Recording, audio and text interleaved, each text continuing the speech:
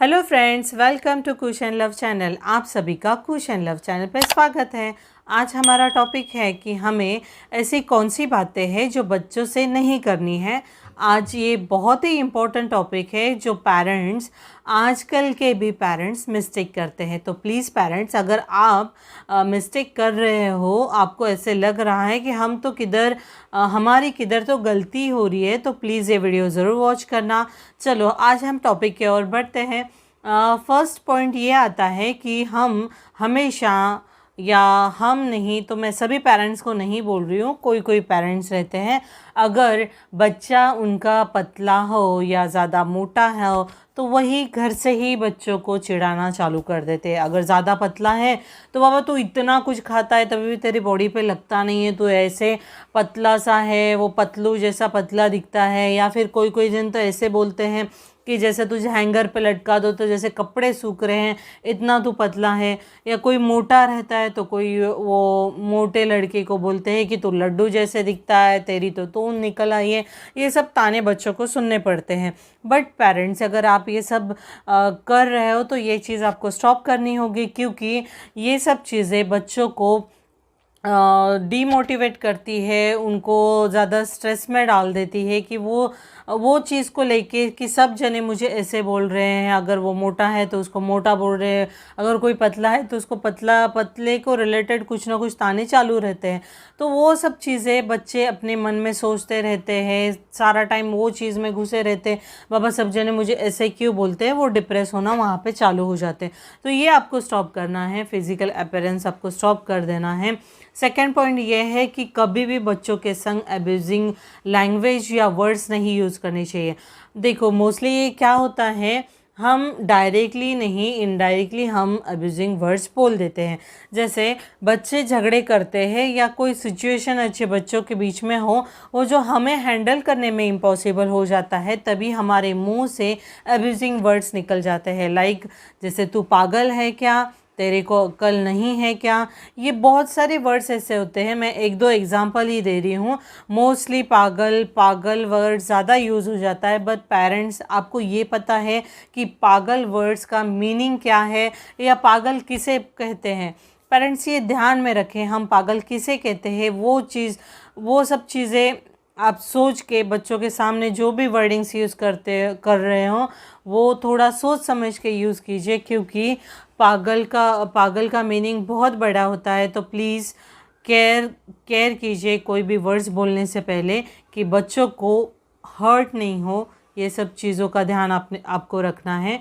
ये सब हम सिली पॉइंट्स रहते हैं जो, लेकिन बच्चों को डीमोटिवेट करने के लिए बहुत मीन्स डीमोटिवेट हो जाते हैं बच्चे यही सब सिली वर्ड्स के वजह से। या फिर सिली हम बोलते हैं ना कि हमें तो ऐसा बोलना नहीं है, बट मुंह से निकल गया। ये सब चीज़ें हमारे तो मुंह से निकल जाती है, बट वही चीज़ें बच्चे के दिमाग में घर कर जाती है। तो ये चीज़ का ध्यान रखना है। थर्ड पॉइंट ये है कि बच्चा कोई भी काम कर रहा है तो उसको अप्रिसिएशन कीजिए। उसको अप्रिसिएशन करोगे तो देखो, अगर भले ही उसे आप चाहते हो उसको 90% आए, बट उसके 70 या 60 आते हैं, तो उसको आपको डीमोटिवेट नहीं करना है। उसका अप्रिसिएशन कीजिए कि बाबा तूने ये टाइम तो अच्छा किया है, नेक्स्ट टाइम हम और मेहनत करेंगे। इस हिसाब से आप उसको मोटिवेट करिए। ये मोटिवेशन आप करोगे उसे तो उसको हेल्प हो जाएगी आगे बढ़ने के लिए। और फोर्थ पॉइंट ये है कि आप कभी भी बच्चों को एक दूसरे से कंपैरिजन मत कीजिए। मैं बाहर की तो बात छोड़ ही रही हूँ या स्कूल की बात ही छोड़ रही हूँ। घर पे अगर आपके दो बच्चे हैं, उसमें से एक स्टडी नहीं करता रहेगा और एक बहुत अच्छे से स्टडी करता रहेगा, तो आप वो बच्चे से कंपैरिजन मत करवाइए कि वो बच्चा देख, वो तेरा भाई देख या तेरी सिस्टर देख कैसे कंप्लीट कर लेती है अपनी जो भी होमवर्क मिलता है, या जो भी होमवर्क स्कूल से मिला है या ट्यूशन से मिला है या घर का जो भी होमवर्क है वो खुद ही अपना कंप्लीट कर लेती है, तेरा क्यों नहीं 4-4 घंटे तक पूरा होता है। तो ये सब चीज़ें कंपैरिजन मत कराइए। या फिर स्कूल में होता है कि बाबा उसको तो 90% मिले, तुझे तो 60% मिले, तू स्कूल में करता क्या है, इतने पैसे हम भरते। ये सब चीज़ें बहुत बहुत बच्चों को मन दुखाती है या बच्चों को डीमोटिवेट कर देती है। तो ये चीज़ का भी आप ध्यान रखें। कंपैरिजन बंद करवा दीजिए। अगर आपका बच्चा कोई भी चीज़, एक्चुअली ये 5th पॉइंट है, आपका बच्चा कोई भी चीज़ आप बोलते हो या चिल्लाते हो तो रोना चालू कर देता है, तो उस टाइम पे उसको आपको ये नहीं बोलना है क्या तू लड़कियों की तरह रोते रहता है। हर एक को इमोशन होते हैं यार, बच्चा बच्चा है, बच्चा उसको नहीं सहन होता है, क्योंकि आप लैंग्वेज या वर्ड्स ही उस हिसाब से यूज़ करते हो। तो ऑब्वियसली शायद मैं भी उस जगह पे हूँ तो मेरे भी आंखों से पानी आ जाएगा। तो ये आप थोड़ा कम करवा दीजिए, ये प्लीज़ ध्यान रखिए सब चीज़ों का। और आप 7 पॉइंट ये है कि हमें बच्चों को कभी भी ब्लेम नहीं करना है। ये ख़ास मैसेज है, ये मम्माज़ के लिए है। मम्माज़ क्या करते हैं, जैसे बच्चे हो जाते हैं, उसके बाद बच्चे थोड़े बड़े हो गए, उनका स्टडी, घर का सब काम, ये सब करना है, या कोई कभी ऐसी सिचुएशन आ जाती है तभी कभी ना कभी माँ के मुंह से ये निकलता ही है, मैंने तेरे वजह से मेरे अपनी जॉब छोड़ दी है, मैं तेरे वजह से ये घर छोड़ नहीं रही हूँ, या मैं तेरे वजह से XYZ कोई भी रीज़न होता है। बच्चे को ब्लेम करते हैं कि मैं तुझे देख के या तेरे वजह से मैं जॉब छोड़ा है, ये ब्लेमिंग करना चालू कर देते हैं। ये भी इम्प्रेशन, जो आपका इम्प्रेशन है या जो भी आप बोल रहे हो, वो जो तरीका है वो आप गलत बोलते हो, तो ये भी स्टॉप करवा दीजिए।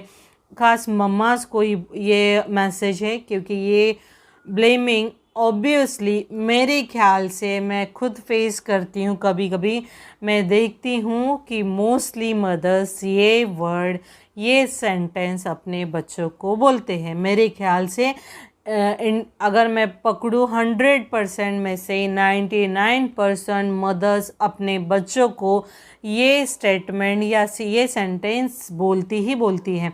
तो ये चीज़ का ज़रूर ध्यान रखना कि आपको ये सब चीज़ें नहीं बोलने हैं। और बच्चों को अगर आप नेगेटिविटी कोई भी, अगर आपको कोई भी चीज़ आप एग्ज़ाम्पल देते हो तो उसका एग्ज़ाम्पल उसको अच्छे वे में दीजिए।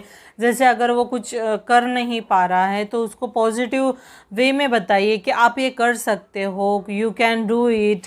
ऐसे वाले आप सेंटेंस उसको बोलिए, उसको मोटिवेट करिए कि वो कोई चीज़ नहीं कर पा रहा है तो उसको थोड़ा मोटिवेशन मिले। आपसे ही वो सब चीज़ें मोटिवेशन के लिए या उसको आगे बढ़ने के लिए आपसे ही सपोर्ट मिलेगा। तो पेरेंट्स ये चीज़ का ज़रूर ध्यान में रखिए।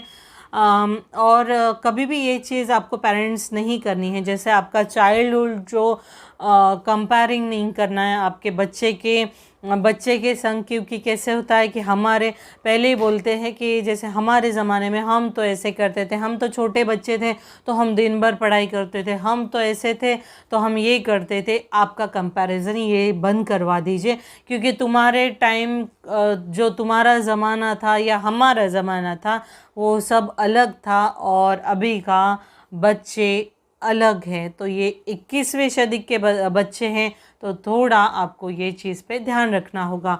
और जब भी अगर बच्चा, देखो कोई भी चीज़ उसको प्रॉब्लम रहेगी, या बच्चा छोटा है और वो बड़ों जैसे क्वेश्चन पूछ रहा है, तभी आप उसको आंसर देने के लिए कंफर्टेबल नहीं हो, तभी आप चाहते हो कि उसको कोई आंसर नहीं दे, उस टाइम पे आप शटिंग देम अप करना है, या फिर उसको बोलना है कि मैं अभी कंफर्टेबल नहीं हूँ इस बारे में बात करने के लिए, या मेरा मन नहीं है आपके क्वेश्चन का आंसर देने के लिए। इस हिसाब से आप उसके क्वेश्चन का आंसर देने का पोस्टपोन कर सकते हो, क्योंकि वो छोटा है करके। और कभी भी बच्चों को अपॉइंट नहीं कीजिए, क्योंकि कैसे होता है, और डिसअपॉइंट करते हो तो बच्चा सैड फील करता है, वहाँ पे वो मोटिवेट होना चालू कर देता है।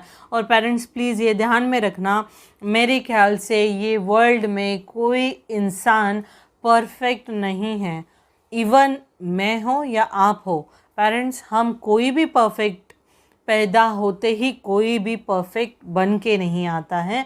हम या हमारे पेरेंट्स या हम जैसे पेरेंट्स हैं, हम अपने बच्चों को परफेक्ट बनाने के लिए हेल्प कर सकते, वो भी 100% नहीं परफेक्ट कर सकते, क्योंकि कोई ना कोई हमें कमियां होती ही है।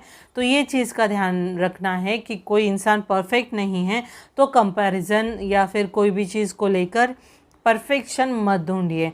तो ये सब पॉइंट्स थे पेरेंट्स, ये थोड़े भी आपको यूज़फुल लगे रहेंगे तो ये वीडियो को लाइक ज़रूर करना, चैनल पे न्यू हो तो सब्सक्राइब करना, और सब्सक्राइब किया है तो ये बेल आइकन ज़रूर दबा देना, और बेल आइकन दबा दिया है तो thanks for watching, bye bye, take care.